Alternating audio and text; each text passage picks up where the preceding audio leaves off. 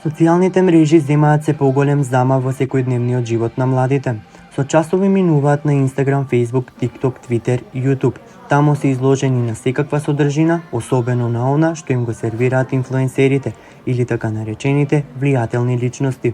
Некои се свесни за влијанието на инфлуенсерите, но не се имуни.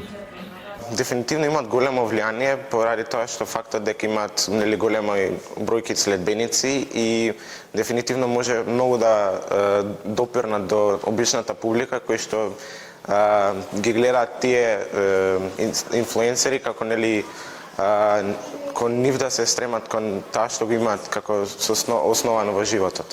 Јас сум свесна дека тие за фотошутингс и такви работи користат Photoshop и други апликации за едитирање на фотографии така натаму и све тие производите се за реклама и маркетинг. Дали рекламата од некој познат инфлуенсер ви има убедено да купите некој производ? Па ретко, ама да. Виртуелниот свет на инфлуенсерите ги става под притисок младите во реалниот свет, давајќи им лажна слика за начинот на живот, облекување, социјално однесување. Инфлуенсерите престојуваат во скапи хотели, на монденски летувалишта, носат луксузна облека, пијат скапи пијалоци. Повеќето инфлуенсери се сведуваат на фасадери, како што може така наедноставно да се наречат, односно креираат лажна слика за тоа што е животот, затоа што тие се секогаш средени, носат најбрендирана облека, совршена им е косата секој ден, дури кога спијат се совршени, имаат прекрасна шминка, прекрасни коли и така натаму, односно живеат еден висок живот на една висока нога што во реалноста го живеат многу малку луѓе. Тоа не е нели сега само така, тоа е секогаш било така. Тоа влие негативно на младите луѓе. Младите мора да бидат многу внимателни и умерено да ги користат социјалните мрежи, советува комуникологот Сејат Джигал. Една од најкритичните работи е колку време поминува тоа. Значи треба да има мерка. Се што е добро станува лошо ако е прекумерно, ако претерано го користиме. Едно чоколада да изедете е во ред. Ако изедете 3-4 чоколади, тогаш тоа е лошо, нели?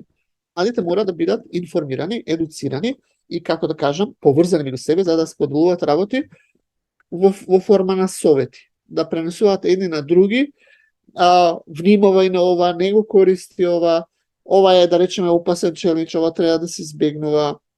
Не го следи овој инфлуенсер, тој е многу штетен, препорачува опасни работи, штетни работи. Најмладите се и најподложни на манипулација, предупредува социологот Љубица Невеселова од Средното општинско училиште Гоце Делчев од Валандово.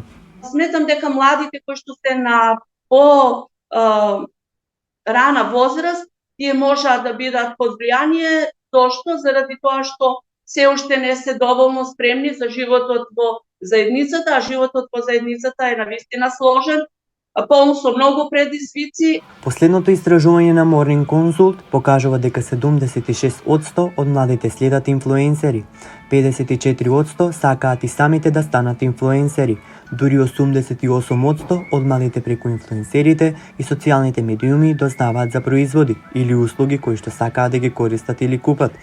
56% го купиле производот што инфлуенсерот им го препорачал. Ова покажува дека младите мора да бидат многу внимателни, бидејќи во спротивно стануваат лесен плен за манипулација.